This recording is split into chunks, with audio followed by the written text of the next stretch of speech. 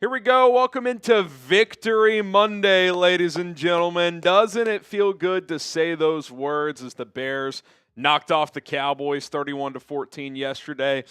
I think it feels pretty good. My name is Harrison Graham. This is Chicago Bears Now. We got a lot to get into, but keep the dubs coming in. We could celebrate another day, and then we're on to Vegas. In fact, I've already kind of turned the page. We got a full preview against the Raiders coming up on today's live show, but listen, get the dubs in the chat. Nothing wrong to celebrate. First dub of the year, Colin. Have to feel good about that. Yeah, no, it always feels good to get that first one, and hopefully the Bears build on it. Keep it rolling. Obviously, they've got Vegas this week before the bye, so yeah. I mean, this is one of those wins where, again, if it had gone the other way, it could have been really, really bad. So the fact they were able to pull that off yesterday and look the way that they did, it's not that the fact that they just won yesterday. They looked like a competent team yesterday. It was no doubt. It was convincing, and when they did fight a little adversity, when Dallas came back to tie it up, they retook control at the end of the first half and never looked back. Ben Johnson, for those who have seen his, I don't know if you actually watched it, Colin, but like the little locker room, 2-minute deal, like the rah-rah stuff aside, he pointed out how dominant they were in the key areas. Third down offense, third down defense, much better than Dallas.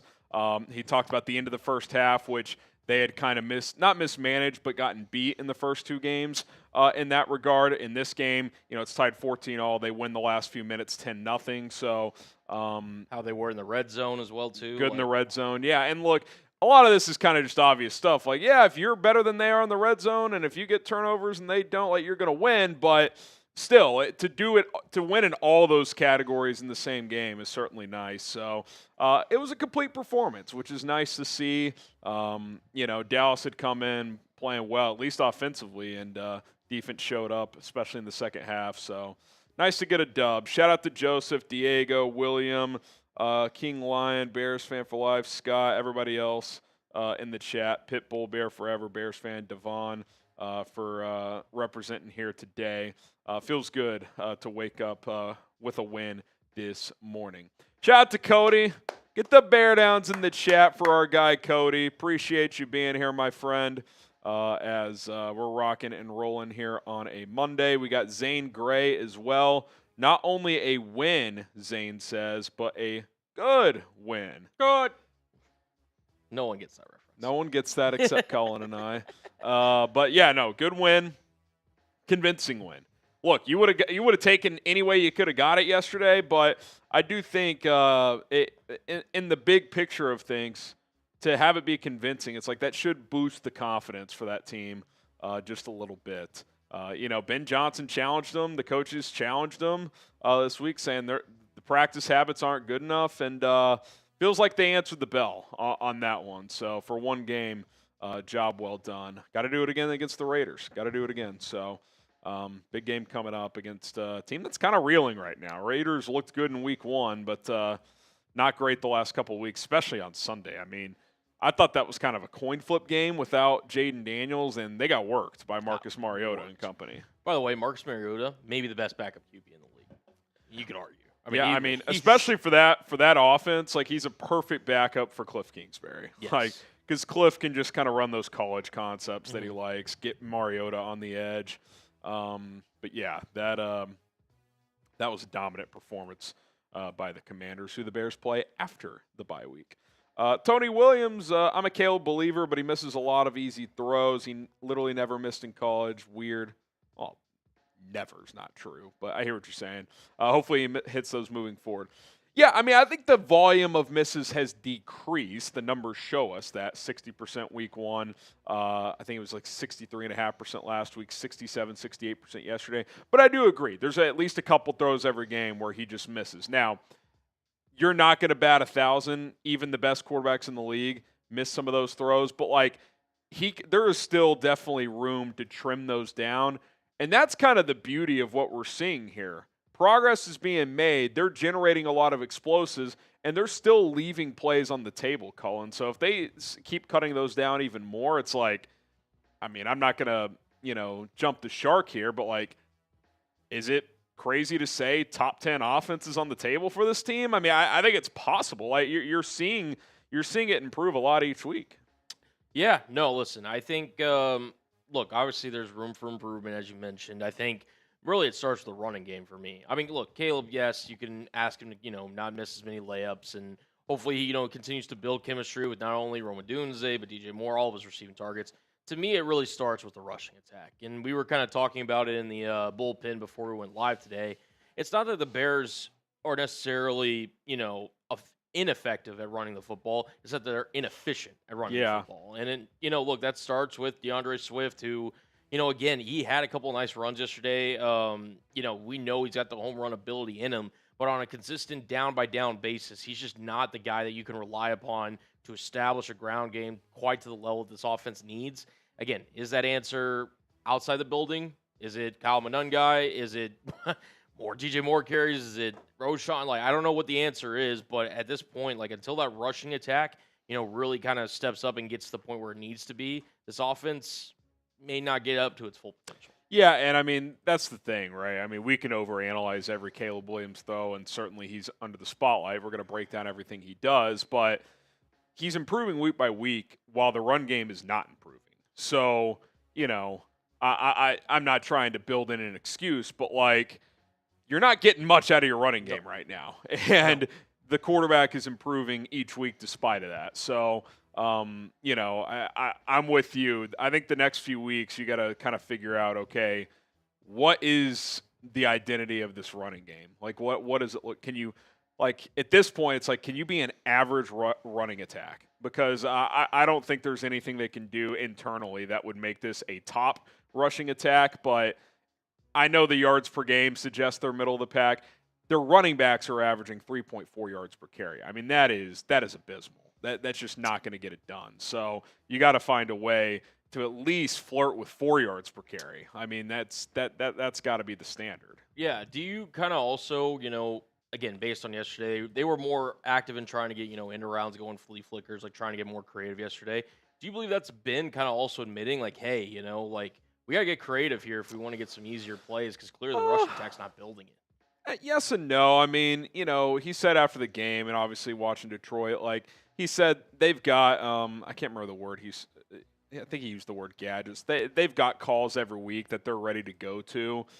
Maybe they just felt more comfortable pulling those out this week. But, I do think those jet sweeps, Burden, Zacchaeus on the edge, 2 to 4 of those a game to create bigger running plays, maybe cut back a couple of normal standard handoffs. I mean, maybe that's part of the thought process because they're obviously not running the ball efficiently, especially between the tackles. So it's certainly possible. I do think they're searching for answers on the ground. I mean, they're just not – it's just not consistently there. They will pop a couple 10 to 15 ones per game, and, those are quote-unquote explosives, 10-plus yard runs. Those are good. The problem is the standard runs – again, are averaging, around 3.4 yards per carry. If you could get that even just a 4 flat while still getting those random explosives, that's at least acceptable. Right now, it's substandard. You can't, and to your point, you probably can't be a top 8, top 10 offense if you're just this efficient running the football. So that, we can analyze Caleb all we want, and we're going to continue to do that, but regardless of his development, if they're just going to be a bad rushing team, I mean, that's going to put a lot on his shoulders. So, agreed. Matt says, with Caleb getting better each week, can we get a Harrison way too early stat line prediction, for Caleb versus the Raiders? Oh boy. Well, they're vulnerable vertically. They don't have a true free safety. Their corners are kind of average. I don't know if it'll be quite yesterday. It's on the road, but it's indoors. I like that. I mean, the weather, obviously no weather factor there. I could see him throwing for between 250 and 350 for, a couple touchdowns again. I don't know, 23 of 34 for 275, couple touchdowns. I mean, I expect them to keep airing it out, Colin. I mean, if they're not going to run the ball well and the Raiders' defense is vulnerable on the back end, I think they're going to take some shots, and that's an area Caleb has improved mightily so far this year. So I don't expect them to stop taking those chances.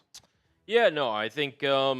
Listen, I think a stat line for the moment, I agree with you that it could be a little more juice given the fact that until we see it, the rushing attack, it'll have some ups and downs and everything. I could easily see Caleb, though, going for, like you said, plus 250, maybe even 2-3 touchdowns again, and probably not 4 because that was just kind of an electric performance against the Cowboys defense that I got to guess they're probably the worst team in the NFL against wide receivers this season, just in terms of yardage and everything. That you give up 450 to Russell Wilson. I mean, you're struggling. Yeah, it's not and Caleb probably could have thrown for 452 yesterday if they didn't. They had that 10-minute drive where they're just chewing the clock, and it was bad, man. Which, by the way, again, and you kind of highlighted it in your morning video, but I'll just say it here. There was zero chance a drive like that could have happened last year with the offense, the up and downs. Yeah. The 19 play just completely draining the clock in the third quarter. I mean, it single-handedly. I mean, it wasn't at the time because, again, we were kind of waiting for it to be official, but that was really like it ended the game. It did. And it's kind of fitting, too, that on fourth down they go for it and score the touchdown. It's like, to me, that whole drive and the mindset that, hey, we're going to try to end the game right now, like, that's why you hire Ben Johnson. Like, even if you don't get that, sure, you'd be disappointed, but, like, that's a process over results. It's like, hey, we have sucked this quarter down. We are trying to throw the dagger in because, again, that's the analytical play. You're inside the 5. You're up 10. Sure, you could kick it and make it almost a full 2-touchdown game, kind of take the field goal out of it for Dallas. But if you get the touchdown there and you go up 3 scores, it's not over, but Dallas is going to have a miracle in the fourth quarter to come back. So that drive just felt like, okay, yes, this is why you hire Ben Johnson, because it's just very good process. Hey, let's turn some clock here. We got a lead. Let's try to lean on the run game here. They found a few plays that worked in that regard. Okay, 4th and goal at the 4. Let's rip the life out of them. Like, I loved everything about that drive. I think it's easily the drive of the season so far for the Chicago Bears. Peyton Johnson, Rome is really emerging. My only critique is he seems to have trouble with the contested catches. Well, that's what's so funny is, like, he's one of the best in the league last year in that coming out of college. So, I'm not overly concerned because that's a major part of his skill set. But there have been a couple throws this season, I'd say probably 3 so far, that, like, they're not the easiest catches ever, Cullen, but it's like those are the ones you actually make a lot. Like, that's part of what separated him coming out. Now, the good news is he's much improved in the other parts of his game, right? Like, I think his route running has taken another level.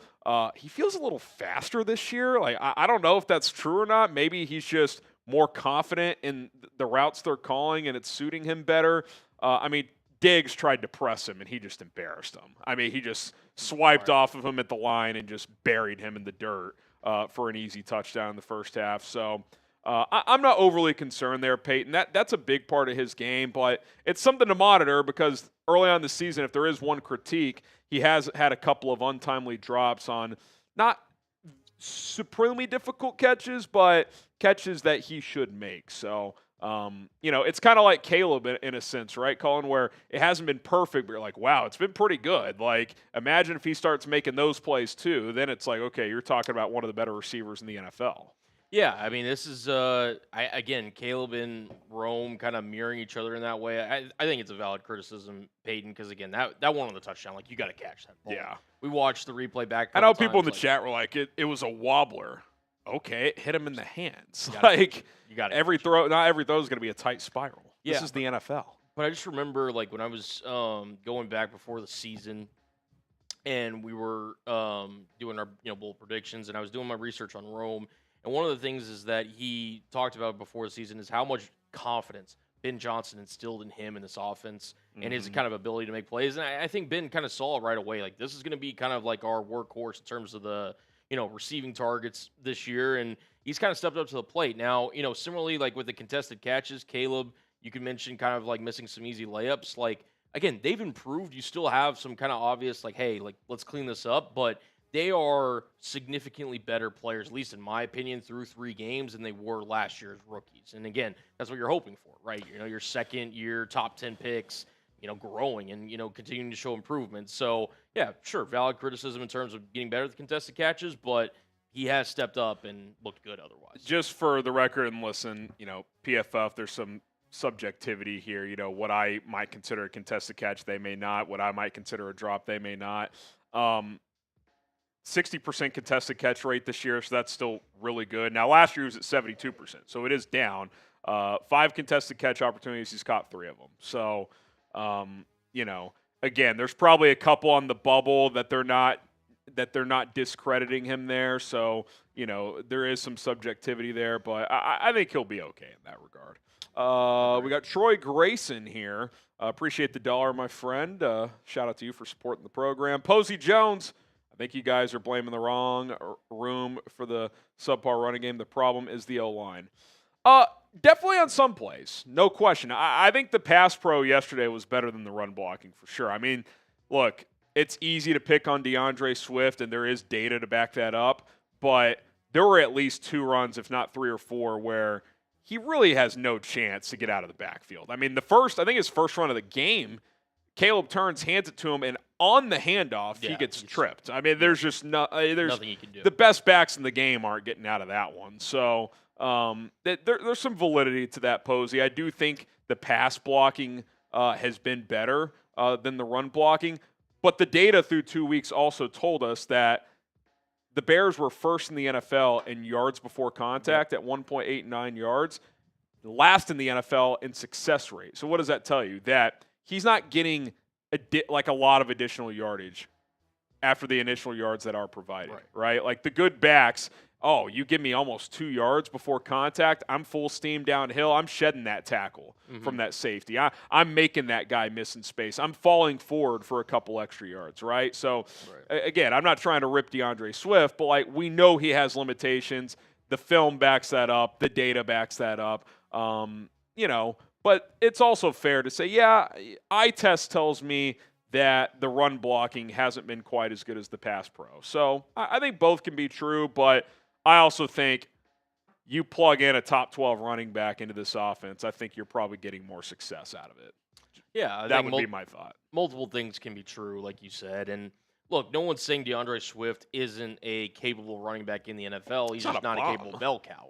I think he's at this point a 1B or maybe a 2 in terms of a running back. And also, too, like Harry mentioned, the rushing, run blocking really, took a step back. I think in week 3, if there is one thing that kind of wasn't as effective as it had been through the first 2 weeks, it was that. Because like you mentioned, I'd love to go back and see that stat because, we talked about it. Through the first 2 weeks, the Bears had really, set DeAndre Swift and all the running backs up for success, and he just wasn't converting. Yesterday, it felt more like Dallas was getting some kind of interior, pressure up the middle and really kind of stifling. Odighizuwa is a good player. We know that. So, without analyzing every play, I haven't done the all 22 on every play yet. It did feel like there were less opportunities yesterday in particular.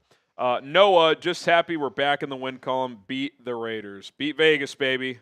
This is a huge game. You win this game, you're back to 500, heading into the bye week with some momentum. You got 15 days between games before the Commanders, which is obviously another massive game, and you would think a highly motivational game for a lot of guys in that locker room. Caleb going up against Jaden, obviously Tyreek Stevenson for what happened. Shout out Tyreek for answering the call yesterday. A massive game in his career. He's third-year player, hadn't started well this year. Second half of last year was a disaster. I said it earlier. Maybe it's hyperbolic. You could argue if the Bears go on to have at least a decent season, that takeaway to just kind of stop the early bleeding in that game, because it felt like it was just more of the domino effect from the Detroit game. It's like, oh boy, we were about to be down 7-0 early, and for him to just rip that ball away from Williams and kind of turn the game on its head. That was just a massive fucking play. I think just mentally for the team, it's like, okay, we can reset here. We went 3 and out. They're about to score on us. Oh, second chance here. Let's just pretend we just got the kickoff again and start over. Yep. Went down the field, scored. It just felt like the game started over there.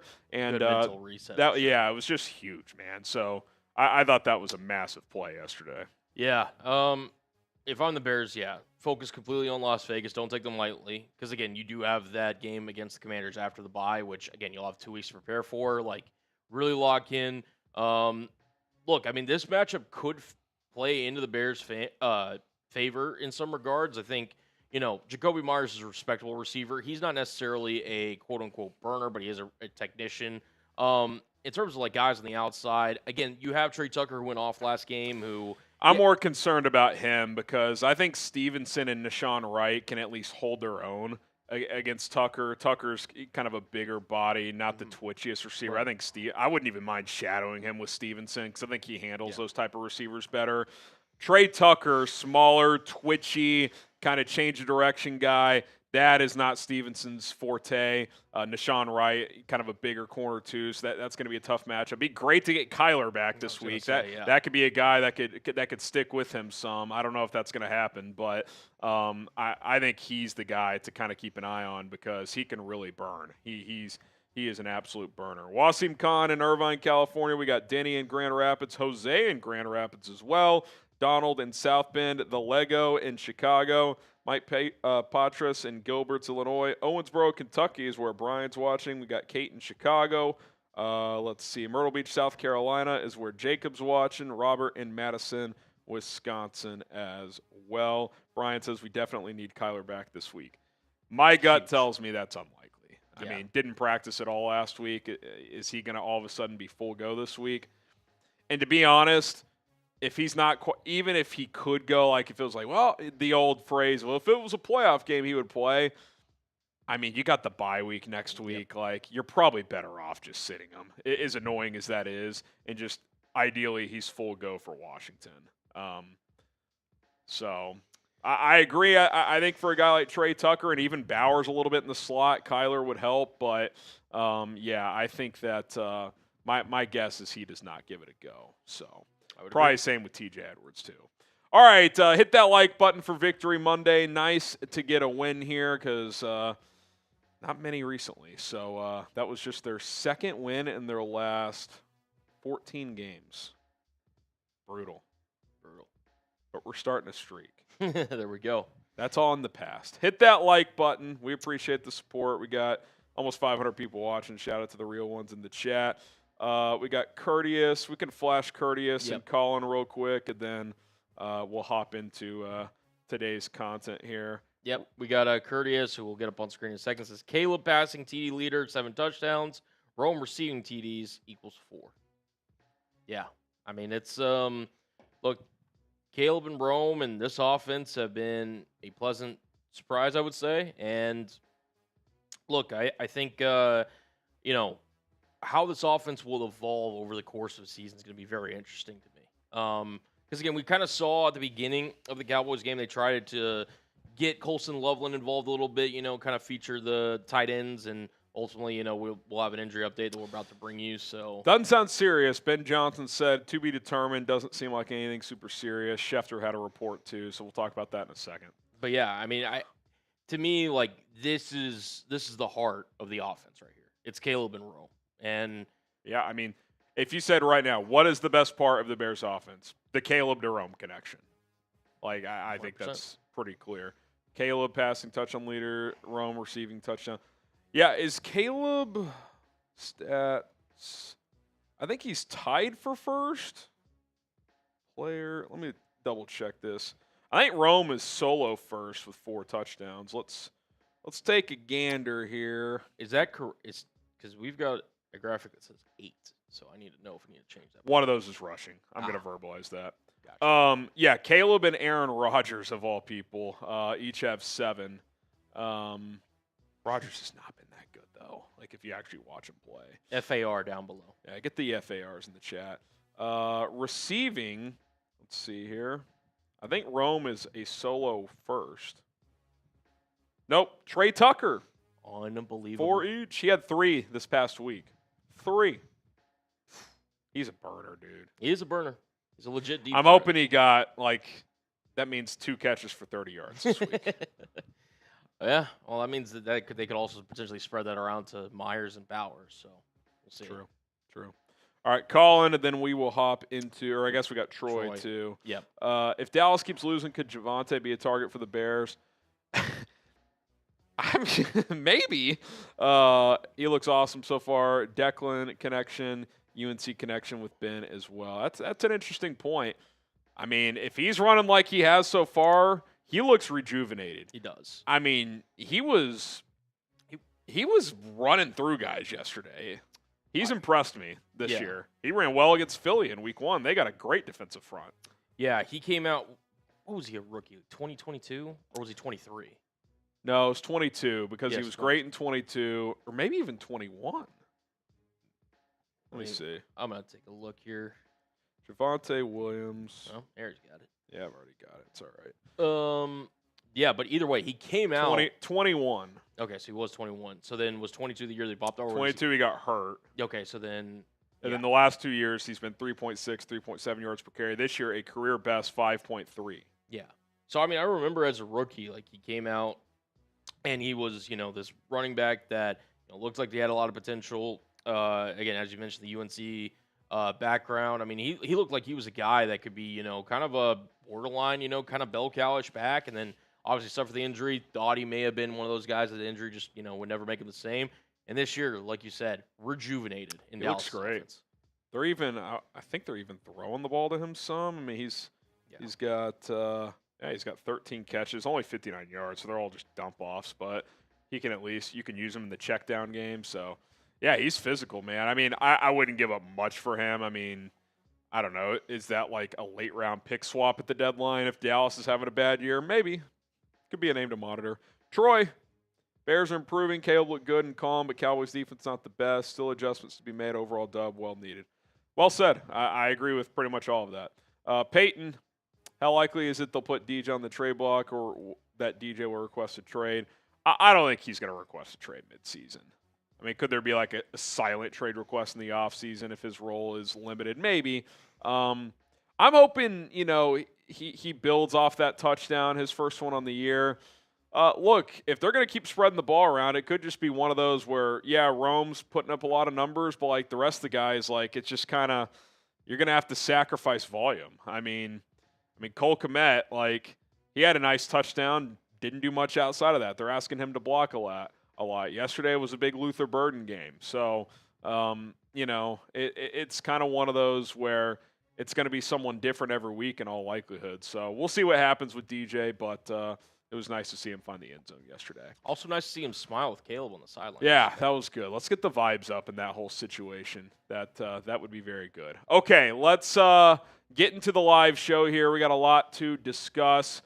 Some injury news on Colston Loveland. A little Jalen Johnson update too, so we will update you guys on that.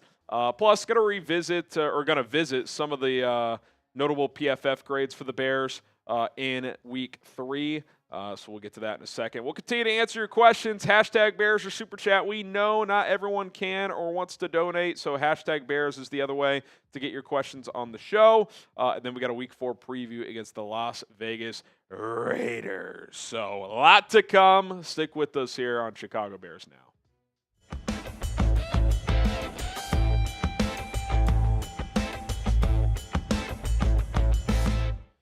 This is Chicago Bears Now. My name is Harrison Graham. We got a Colston Loveland injury update that we're going to get to in a second, plus a little update on Jalen Johnson as well. And then we'll get into some of the notable PFF grades from the Bears' Week 3 win over the Cowboys. Let's start with the injury news. Colston Loveland has avoided a major injury, according to both Adam Schefter and Ben Johnson as well. He did leave yesterday's game with a hip injury, and those can be tricky sometimes. If it's a bad hip flexor or pointer, that could be several weeks, even an IR stint, but sounds like it's nothing serious, probably like a bone bruise or something like that. Adam Schefter had this report before Ben Johnson spoke to the media. He says it's not believed to be serious. He's expected to have a chance to play Sunday at the Raiders per source. Ben Johnson said it's to be determined in terms of the severity, but it doesn't appear to be serious. So I'm going to take that and kind of run with it in the sense of at most he'll miss one game because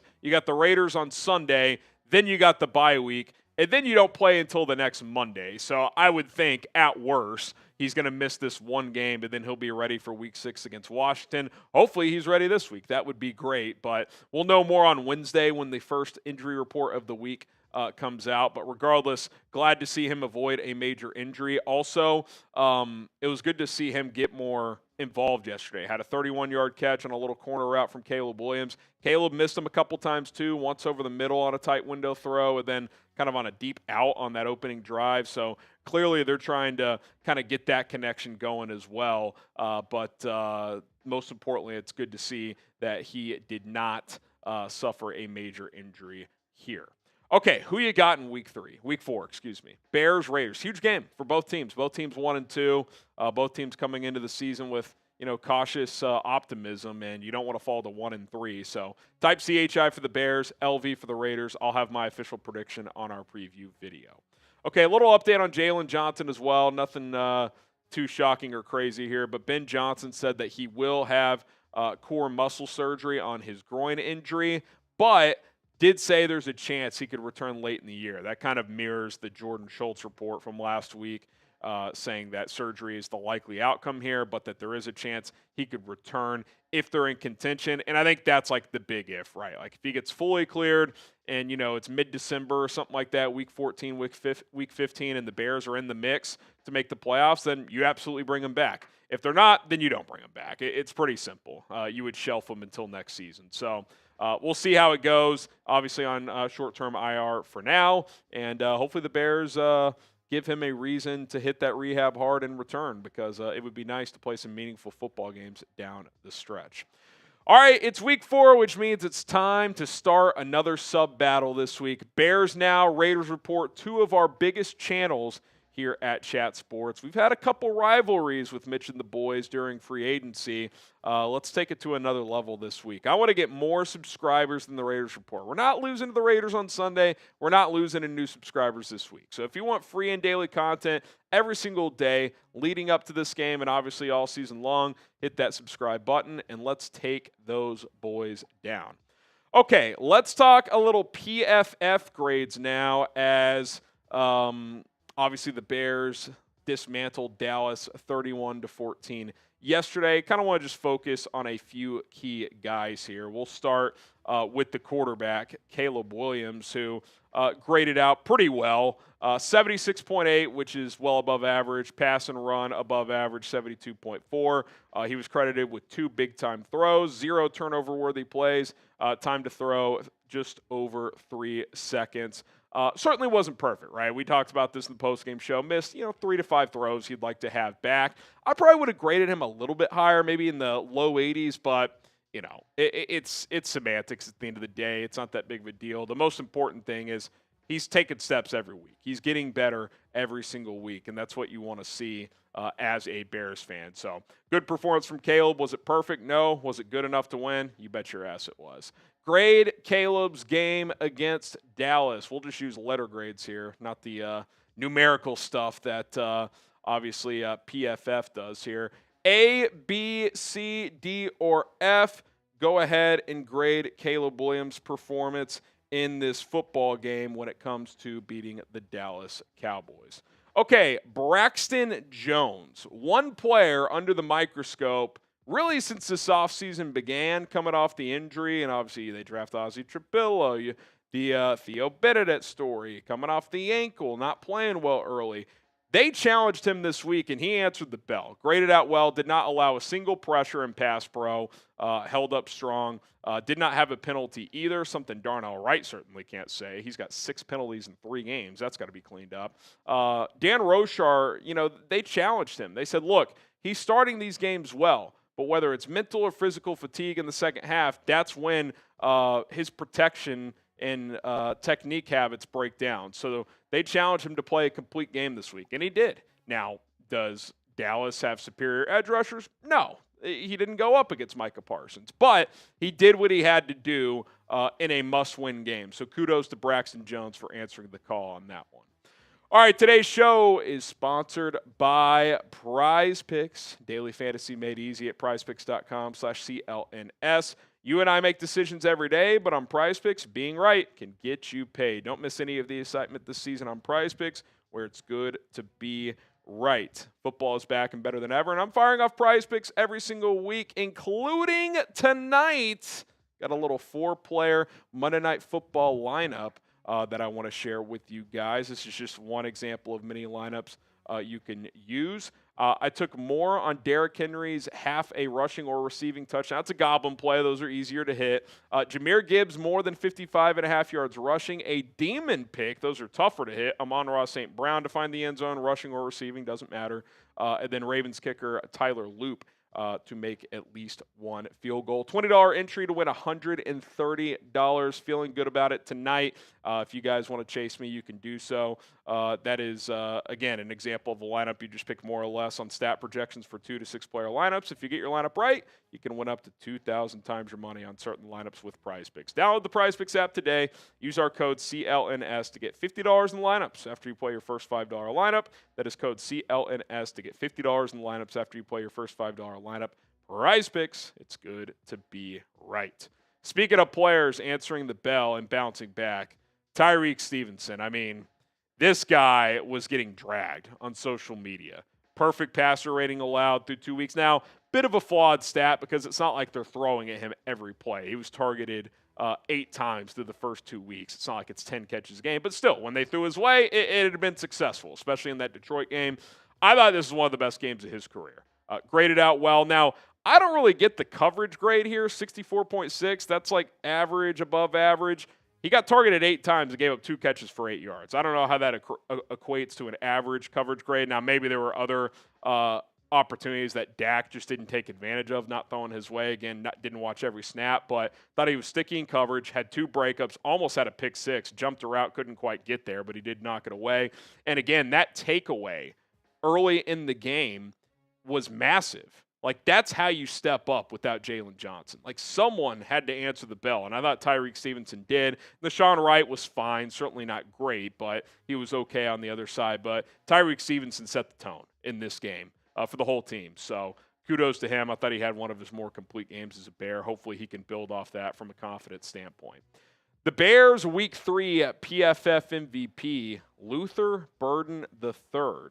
Highest graded player on the team and in the NFL among wide receivers. 93 overall grade per Pro Football Focus, receiving grade of 92.4, 63.4 on rushing, had the one end around for 7 yards. Obviously, 101 yards, had the 65-yard touchdown, the flea flicker, which, by the way, if you watch that play close, not the easiest catch. I mean, he catches it, not full extension, but kind of waist high like this, just to kind of visually show you guys the ball.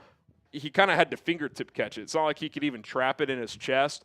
Caleb threw it in a perfect spot, but it was not the easiest catch that far downfield. Turned the corner and scored. Obviously ran that deep end for a 29-yard catch, caught a bubble screen, had a reverse. This guy can change games. He is a game breaker. So I expect the Bears to continue to find opportunities to get him the ball in space and to challenge defenses downfield, because he can absolutely be a guy over the course of a season that changes the complexion of a handful of games. Through 3 games, he's done that once. You do that every 3 games, that's that can help you win a lot of football games over the course of 17. So really good game from Luther. I would imagine his role continues to increase here. If you want the Bears to get Luther Burden more involved, type me in the comments. Why wouldn't you?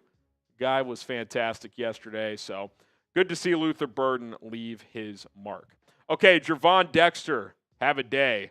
6 pressures, really flashing as a pass rusher in 2 games so far. Week 1 against Minnesota yesterday, not as much against Detroit. Run defense, never been a big strength of his. That's still not a great area. You'd like him to grow in that regard. That's probably the difference between him becoming a great player. I think he's become a good player. He's a good interior pass rusher, but the run defense leaves something to be desired at times. But you're seeing the flashes. I mean, he can penetrate as a pass rusher more than once over the course of a game. So he clocked Dak once on a ball that Dak actually completed. I couldn't believe it watching it live in the game. But 6 pressures, cracked him on that play. Was close a couple other times to getting to Dak on a sack or at least a QB hit. So feels like year 3 for him. He's kind of finding his groove a little bit. You'd like them to get more stingy in run support. We'll see if he can do that. But as a pass rusher, you could argue pound for pound, he's your best pass rusher on this team right now. Good to see Montez Sweat flash yesterday. Thought he had his best game of the year, but Gervon Dexter was pretty damn good. All right, there you have it. Some injury news and some PFF grades reaction from yours truly here on Chicago Bears Now. We'll continue to keep it rolling here. Hit that subscribe button for free and daily content. Let's take down the Raiders Report. All right, Jacob Schroba. Quit burying the lead, Bears. Embarrassed Eberflus. F-Flus, bear down. Yeah, that was nice. I kind of said it in the postgame show yesterday. It's like, don't get me wrong. I'm fired up. They beat Eberflus. I literally had a video that was titled, Please, Please, Please Beat Matt Eberflus this week. But now they have, it's kind of like, okay, I'm over it. Like the next time they play Dallas, I'm sure it'll be mentioned. Hell, who knows if he's the DC, whatever that is. Yeah, it's just now that it's happened, I'm kind of over that storyline. You know what I mean? But don't get me wrong, it was nice yesterday. Okay, Takeoff Dave, post-game locker room video. D Swift doesn't look engaged. I don't think he's on the team in the future. But great win from the boys. I'm always careful in overanalyzing those type of things. I mean, I'd have to take a look again. I don't even remember seeing Swift in the video, if I'm being honest. As far as being on the team, I mean, he has zero guaranteed money after this year, and he's set to make $8 million next year. So, unless he's far improved, Cullen, that seems like an easy cut. Now, if he wanted to take a pay cut, cut his salary in half, I think he's more of a $4 or $5 million player. He's not an $8 million back right now. So, yeah, he's going to have to play a lot better to justify that salary next season. All right, mailbag time.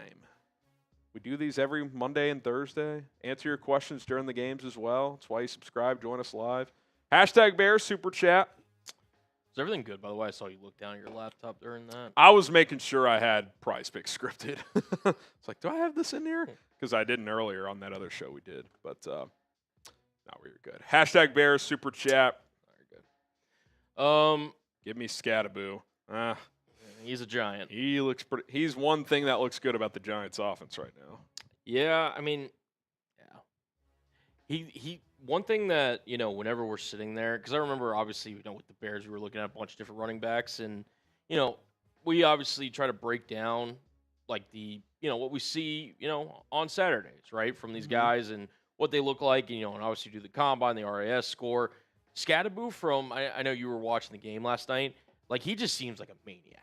He seems like a guy that just loves football, is just constantly just. I think that's how he's made it this far. Is he's just psychotic. Yeah. Because he's not the fastest guy, he's not the biggest guy, but his mentality is to just run through you every time he touches the ball. I still don't think he's ever a consistent 20 to 25 carries per game back in the NFL, but 10 carries for 60 yards last night. I'd like to have that production.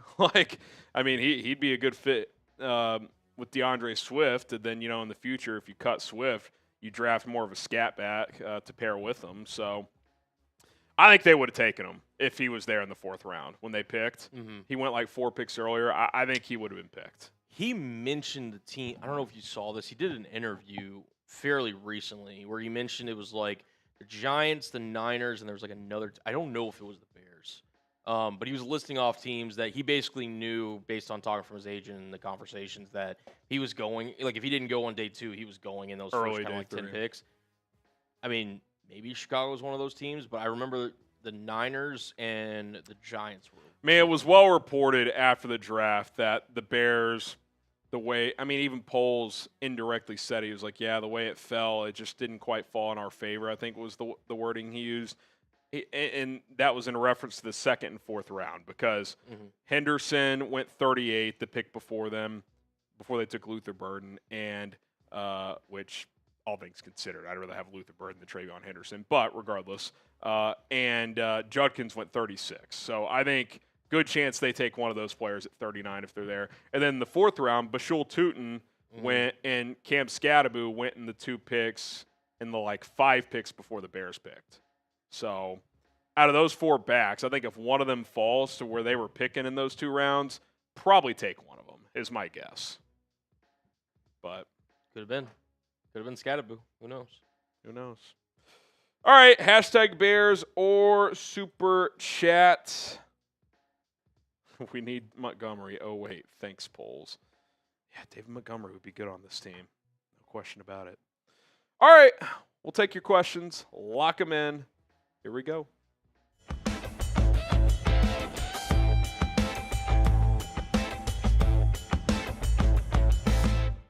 I'm Harrison Graham. Pablo. Poles Burner kicks off the Chicago Bears Now mailbag. He says, who are some running backs we could trade before the NFL trade deadline?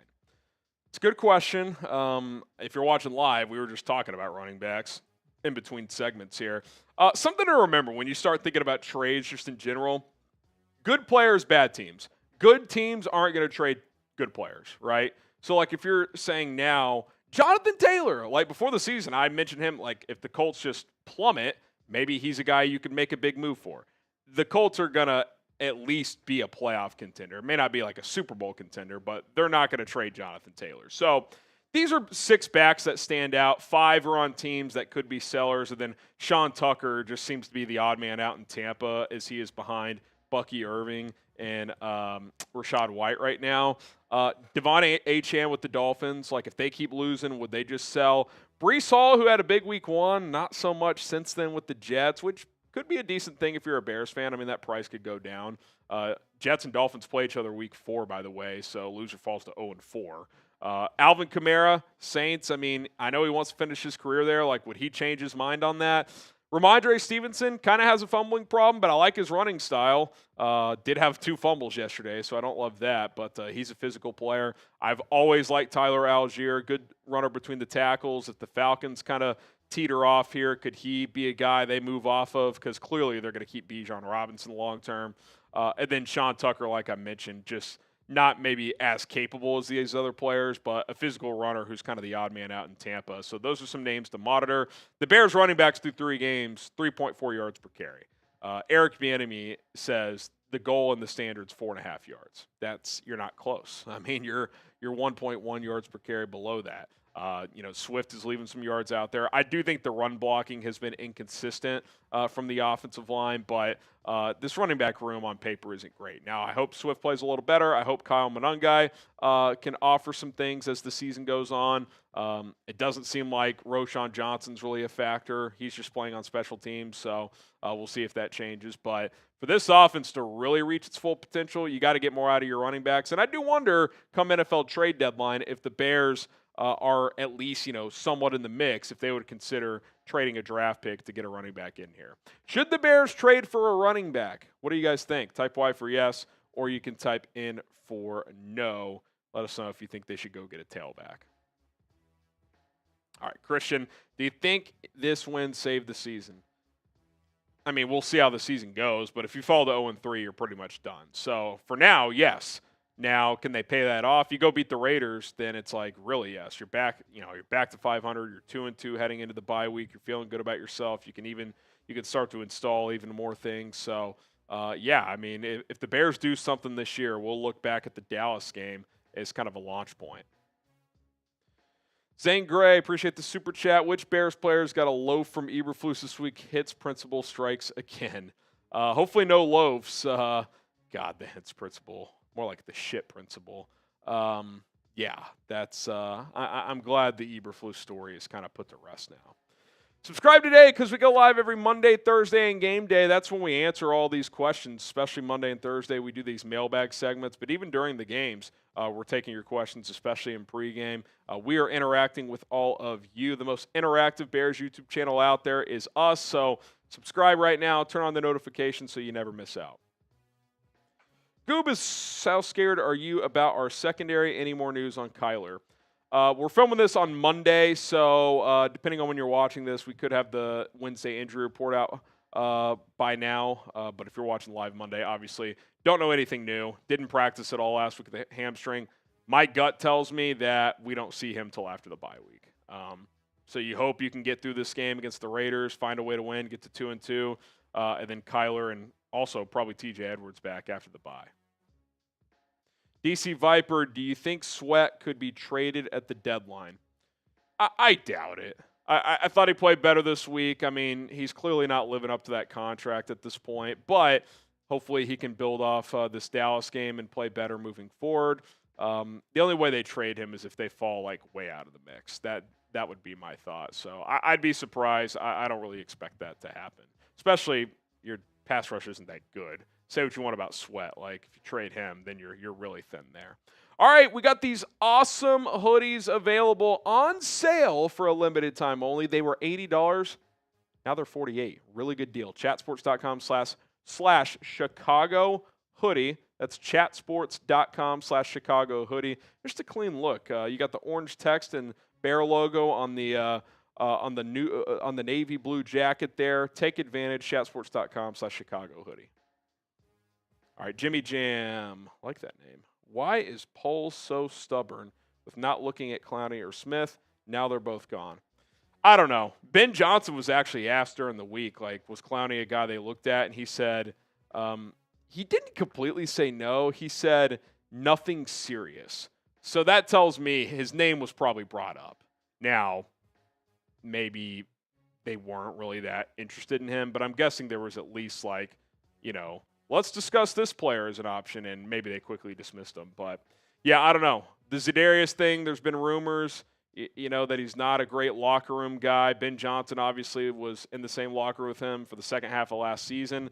Maybe he saw something he didn't like. I don't know. I can't speak to that experience. But in terms of on the field, I don't know what he did yesterday against the Rams, but in his first game in 20 snaps, he had a sack, 4 tackles, and I think 2 tackles for loss. So he's clearly a guy who can make an impact. All right, AR Universe. I'm actually curious what Za'Darius Smith did. I'm going to look that up while I'm answering this question.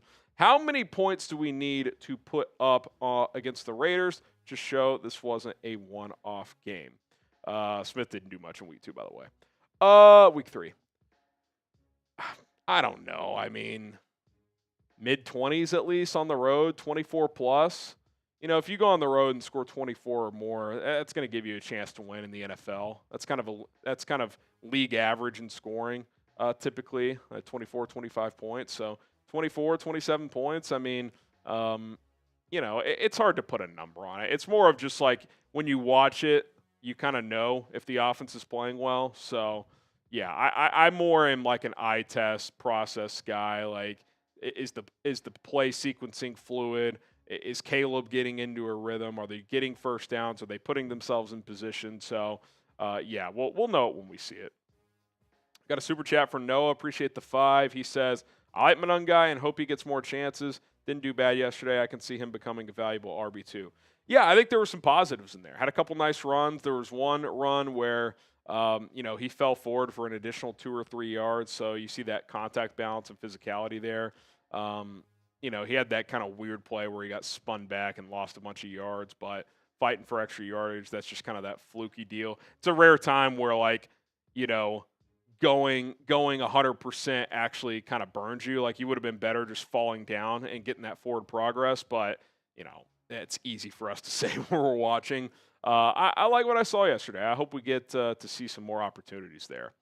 All right, get your score predictions in. Bears, Raiders, who wins and what is the final score? If you're watching live, I'm about to do my Bears, Raiders preview, so I'll have my score prediction then. All right, the Lego Empire, would you want the Bears to sign a corner like Asante Samuel Jr. or trade for a star pass rusher like Kayvon Thibodeau? I don't know why I said the word star. Samuel is not cleared right now. He has a medical checkup in October. He had a neck surgery. So we'll see if he gets cleared. If he does then, and the Bears still need a corner, he could be an option. We'll see. Obviously, guys like Kendall Fuller and Stephon Gilmore are still available.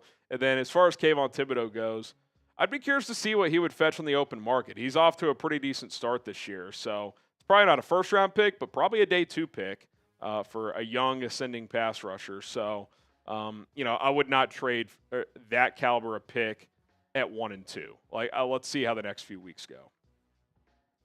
All right, a couple more here. Paleo, forgive me if you said this already, but did you hear Jarrett and Brisker call the players-only meeting last week prior to the Dallas game? Yeah, Brisker talked about that after the game. It was only for the defense. Because they gave up 50 last week, and that's something Brisker said. He was like, look, we talked about it all camp. We want to be one of the best defenses in the league. You can't give up 50. Normally players-only meetings, that's a big red flag, but listen, they called it, and they held Dallas to 14. So clearly Jarrett led the charge there. Brisker was vocally involved as well. It sounds like so. You always get kind of nervous when you hear about that stuff early in the year, but if a guy like Grady Jarrett's doing it, that kind of it feels better coming from a guy who's seen different things in this league. So clearly, for 1 week it worked. So hopefully it continues. All right, appreciate all the questions. You can hit me up on social media at HGramNFL if you have more questions. I got to catch up on some DMs after the Cowboys game. I'll be sure to do that in short order. Give me a follow over there and bear down.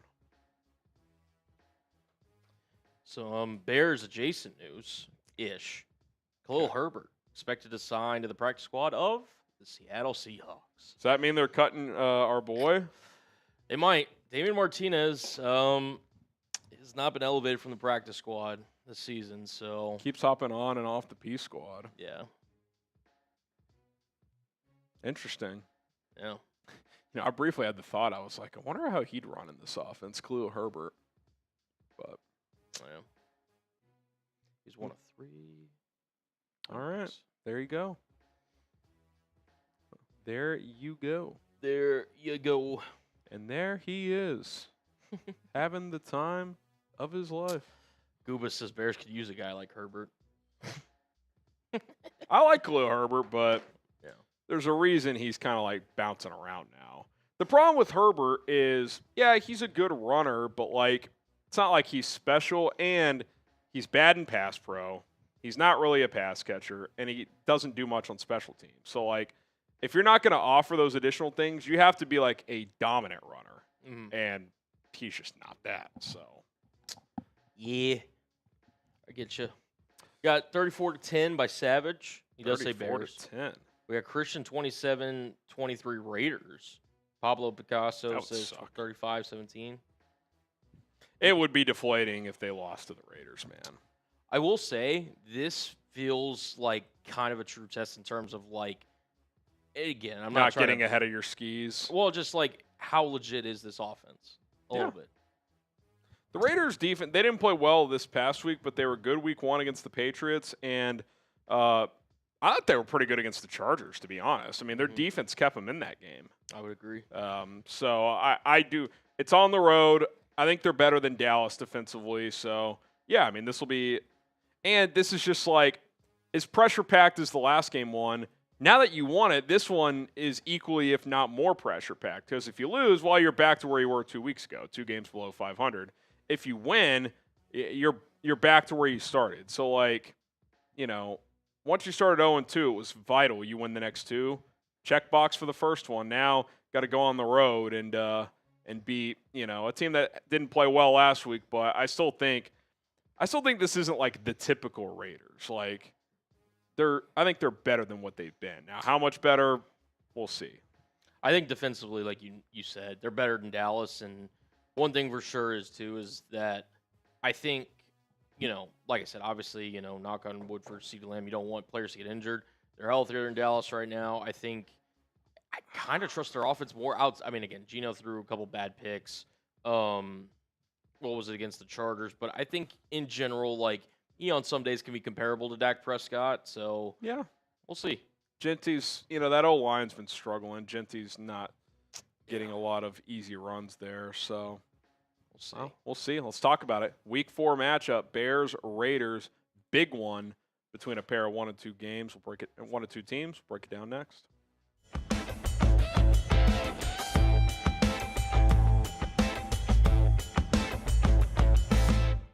Time for this week's Bears Now preview as the Chicago Bears head out west to face the Las Vegas Raiders. My name is Harrison Graham. Another big game. Listen, you had to win last week to get to 1 and 2. You need to win again to get to 500 heading into the bye week. Big game for the Raiders as well, as they are 1 and 2 on the season after dropping their last 2 games after winning in week 1. So both teams, I would imagine, are going to empty the tank in this one because you fall to 1 and 3, you're just digging yourself a bigger hole to get out of. Let's keep it going. Let's keep the train on the tracks here. Will the Bears want them to win again this week? Hit that like button. Come on, let's set a record for likes on these preview episodes, and let's get that dub. Okay, let's go through some team stats for each team. And, early in the season, these can kind of fluctuate a lot. It's kind of like a baseball player in April. If he's hitting 180 through 7 games, but then the next 2 games he goes 7 for 10, all of a sudden he's hitting, 305. So things can fluctuate. All of a sudden you're top 10 in scoring, 24.7 points per game. 29th in scoring defense. You are dead last, so good performance improves that a decent amount. Turnover margin +2 now after a 4 takeaway performance and 0 giveaways against Dallas. That's tied for 5th. And you're top 5 in third down offense and third down defense. Those are metrics. That's where you want to be in those key downs. So that is a very, very good thing. The Raiders are 26th in scoring. They have really struggled offensively. The offensive line has had major problems. Ashton Jeanty hasn't really been able to get going up to this point. Geno Smith has had some turnovers, which is why they're -1 in the turnover margin, tied for 20th. Their defense, 22nd in scoring. They struggled against Washington, but I thought the first 2 weeks their defense played pretty well. So I do think this will be a tougher task for the Bears offense on the road against the Raiders compared to Dallas at home. Raiders are 22nd in third down offense and tied for 13th in third down defense. Taking a look at the injury report, Colston Loveland dealing with a hip issue. It's not serious, but we'll see if he plays in this game. Ben Johnson said on Monday that kind of to be determined quite what his status is. They'll know more on Wednesday there. Adam Schefter reported it's not considered serious, and he has a chance to play in this game. So at most, he'd miss this game, but you'd like to have him out there. We'll see on Kyler Gordon and TJ Edwards, 2 key defensive starters. My gut tells me they probably will not play. Neither practiced last week, and with the bye week next week, seems like sitting him another week is probably most likely. Jalen Jones dealing with the hamstring as well, so your secondary is still pretty thin there. We'll see what his status is. Then DeMarco Jackson, the kind of special teams linebacker, also dealing with a hammy. Michael Mayer for the Raiders. They don't have a lot of injuries right now. We'll see if some pop up on the Wednesday injury report, but Mayer suffered a concussion in the Week 3 loss to the Commanders. He's been off to a pretty good start this season next to Brock Bowers, so keep an eye on that one as well. All right, who has the edge in 8 different categories? I'll go push on head coach. I mean, it's just still a small sample size on Ben Johnson. Like, don't get me wrong. I'm glad Ben Johnson's our head coach over Pete Carroll, but Pete Carroll's no bum. He's been around for a long time, so I'll go push. I think most executives would take Ben Johnson at this point, but, I'm not going to disrespect Pete Carroll either, so I'll go push in that regard. Quarterback, I'm going to go Bears. Based on what we've seen this season, Geno, especially the last 2 weeks, has struggled. I know he threw 3 touchdowns and no picks on Sunday, but a lot of that was when the game was out of reach. You compare the numbers, Geno has more volume in terms of the passing yards, but that's largely due to playing from behind and them not being able to run the ball. Obviously, the Bears struggle to run the ball at times as well. But Caleb's just been a little bit more consistent. He's taking care of the football. Passer rating's much higher. He's more of a mobile threat as well. So I think right here, right now, you would take Caleb Williams in this game over Geno Smith. So, a lot of these games come down to which quarterback played better. So if Caleb can do that, feel good about the Bears' chances. Who is the better quarterback right now? Type CW for Caleb Williams, GS for Geno Smith. I would take Caleb, but, Geno's a good NFL quarterback. Certainly could see some GS answers. I'll go with the Bears skill set guys as well. I think we saw in Week 3 different guys getting involved. Luther Burden, first career 100-yard game. The running backs are still struggling a bit, but Ashton Jeanty hasn't gotten going either for the Raiders. And we'll see on Colston Loveland's status still. You would give them the advantage with Brock Bowers over either of the Bears tight ends, but I think the Bears receiver room is notably better. Now, they do have some guys. Jacoby Myers is a good player. Trey Tucker can go, but they don't have as high of end of guys, in my opinion, as the Bears do. So I'll give the Bears the advantage in the skill room department. Okay, offensive line, also the Bears. It's still not perfect. It's not probably quite what they've paid for, but I think it's getting better. Braxton Jones is coming off his best game of the season. If Darnell Wright can just limit the penalties, I actually think he's having a pretty good year. Outside of that, the interior has obviously improved. Joe Thuney's excellent. And the Raiders, especially that interior offensive line, has really struggled. Other than Colton Miller, that whole unit has been below average. So I'll give Chicago the advantage there. Defensive line, I'll go push. Clearly, the Raiders have the best player in this game with Max Crosby on the defensive line, but I think after that, the Bears are probably better than the rest of the Raiders guys. But when you have a dominant force like Max, I think it's kind of an equalizer. So I'll go push in that regard. Linebackers, I'll give the Bears a slight advantage even without T.J. Edwards, who I don't expect to play. Jamal Adams has actually played pretty well for the Raiders. They have a couple other guys in the mix there, but Tremaine Edmonds is coming off one of his best games as a pro. Noah Sewell's been really good for the Bears, especially in run support. Him making plays in the backfield against Ashton Genty will be important in this one, so I'll lean Chicago here. I'll go push in the secondary. The Raiders' secondary hasn't been that good. Obviously, the Bears has been banged up. If Kyler Gordon plays, maybe I would tilt it in the Bears' favor. But just because they play better against Dallas doesn't mean all of a sudden, like, this secondary is awesome. I still think, there's room to grow and, areas that the Raiders could attack here. And then I'll go push on special teams, too. The Raiders had a really poor Week 3 special teams performance. The Bears had a much cleaner one this week. So I'll go push. Nothing really drastic stands out either way for either team. So there you have it on who has the edge. We'll get to some keys to victory after we tell you about our sponsor, Prize Picks. You and I make decisions every day, but being right on Prize Picks can get you paid. Don't miss any of the excitement this season on Prize Picks, where it's good to be right. It's very easy to play Prize Picks as you just pick more or less on stat projections on 2 to 6 player lineups. If you get your lineup right, you can win up to 2,000 times your money. That's right. Certain lineups can turn $10 into $28,000. Prize Picks also invented the flex play, which means you can still cash out if your lineup isn't perfect. You can double your money even if one of your picks doesn't hit. This week, Jalen Hurts is the max discount play that Prize Picks is offering, more than half a passing yard. I've used that in a 3-player lineup here. I do like Ashton Genty to find the end zone. I think the Raiders are going to try to get him going. And let's be honest, the Bears' run defense has not been very good. Give me the more on Rome Odunze, 61.5 receiving yards. Last week, he had 62. And that was with the drop and a couple other missed opportunities. And the Raiders secondary isn't great. So I like the more on Rome there. $20 lineup to win $105 on that 3-player lineup. Of note, max discount plays that Prize Picks offers, you can only use them once. You can only use them in one lineup. So choose wisely there. Download the Prize Picks app today. Use our code CLNS to get $50 in lineups after you play your first $5 lineup. That is code CLNS to get $50 in lineups after you play your first $5 lineup. Prize Picks. It's good to be right. Okay, some keys to victory for the Bears to get back to 500 at 2-2. Keep going deep. I know it sounds weird with all the deep ball issues last year, but this is a clear area of improvement for Caleb Williams so far, which is very nice to see and very nice to say. 7 of 14 so far, and that's with 2 drops credited per PFF, so really 9 of 14. That's excellent on 20-plus yard air throws that PFF qualifies as deep ball attempts. 240 yards, 2 touchdowns, no picks. A PFF deep passing grade of 92.8, which I tweeted out where all these rank in the NFL. I think that's 5th or 6th. Really, really good.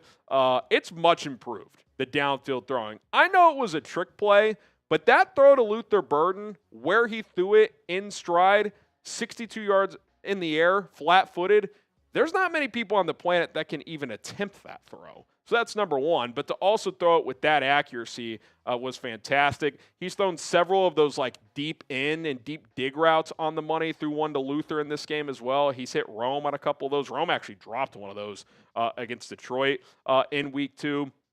He's just much better down the field so far this year, which is huge because when you can threaten defenses vertically, it just frees everything up. Eventually, it's going to help get the run game going too, which will be nice. And just in this matchup, not only are the Bears having success against it, but the Raiders don't really have a true free safety. Jeremy Chin's a nice box safety player, but the guys they're working in there at free safety, they're backups. I think that's an area where you can find some double moves, kind of work some flood type of concepts like corner post and stuff like that. So I think there's opportunities there. And by the way, their corners, nothing really like it's just like making me shaking my boots if I'm Caleb Williams, these receivers, and Ben Johnson. So I'd keep dialing up some downfield shots if I was Ben Johnson. Okay, number 2, get pressure with 4, which the Bears did a little bit of yesterday against Dallas, or on Sunday against Dallas, which is nice to see. I talked to our Raiders host, Mitchell Renz. He said teams are dropping 7, and they're getting consistent pressure with 4. That's nothing new for Geno Smith. That happened a lot in Seattle too. So he's used to that. But what he's not used to is not handling it as well. And he is not handling it as well this year. He's just 18 of 36. These are under pressure stats via PFF. That means when you're under duress, when the opposing team isn't blitzing. So 4 or less rushers. 0 touchdowns, 1 pick. His passer rating of 58.3, and he's been sacked 12 times against 4-man rushes or less. Now, obviously, the Bears' defensive line has been a polarizing topic. It's not exactly a group that, we're going to compare to the monsters of the Midway or anything like that. But I did think we saw some signs last week. Montez Sweat got home. He had a handful of pressures. Javon Dexter had 6 pressures.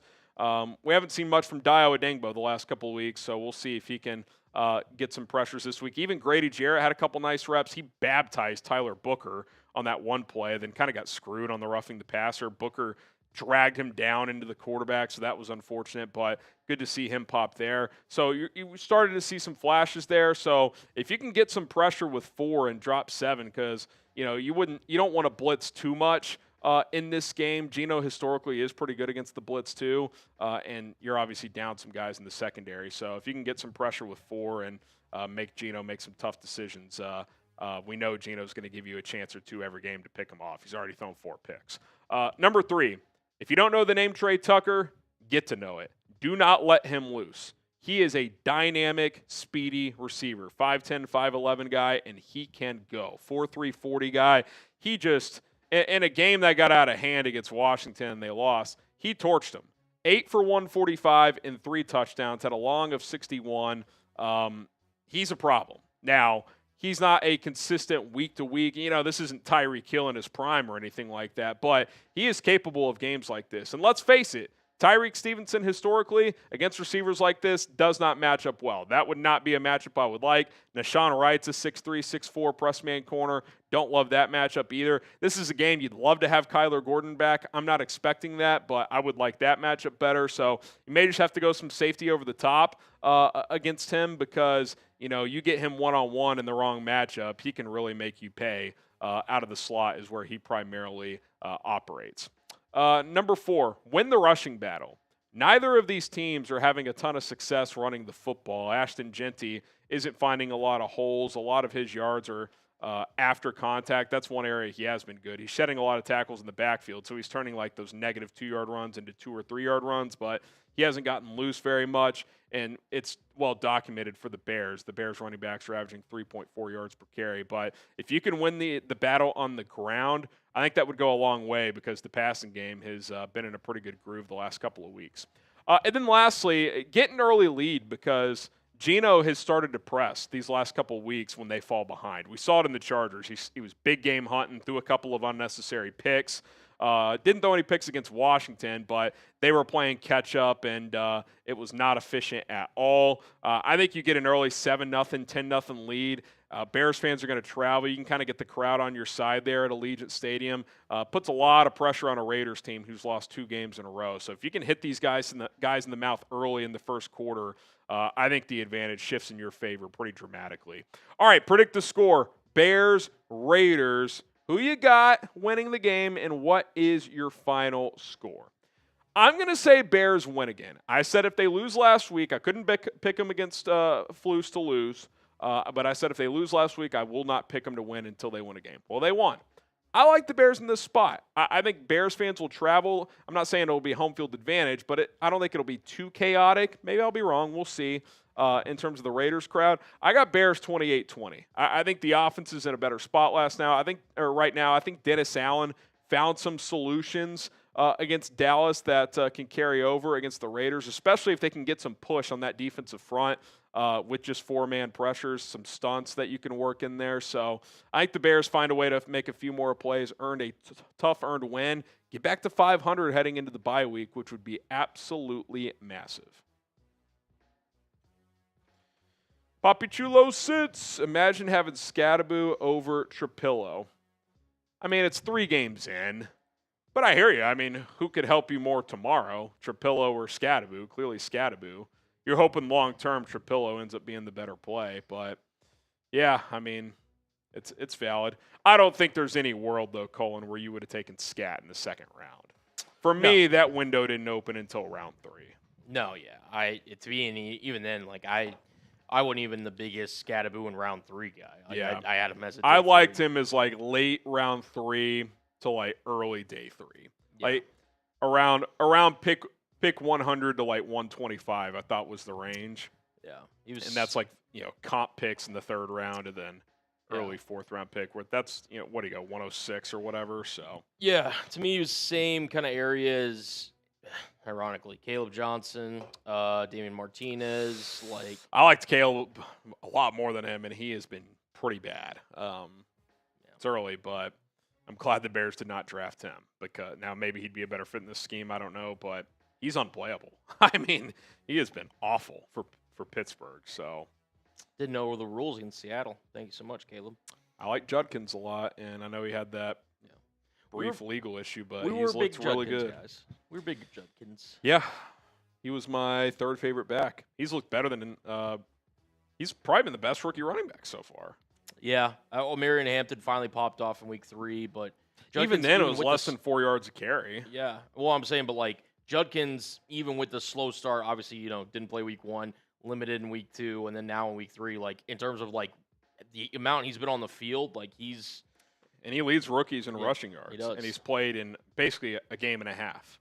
Right. So, yeah, I mean, he's – and that's in an offense where, like, teams want Flacco to throw. Yeah. So, like, the fact that he's still being that effective is pretty impressive. Crazy. He dominated 2 different conferences in college as a running back. And the SEC and the Big Ten. And, turns out he's pretty good. Crazy. All right. Good stuff today, everybody. Victory Monday. Enjoy it. We are on to Vegas next.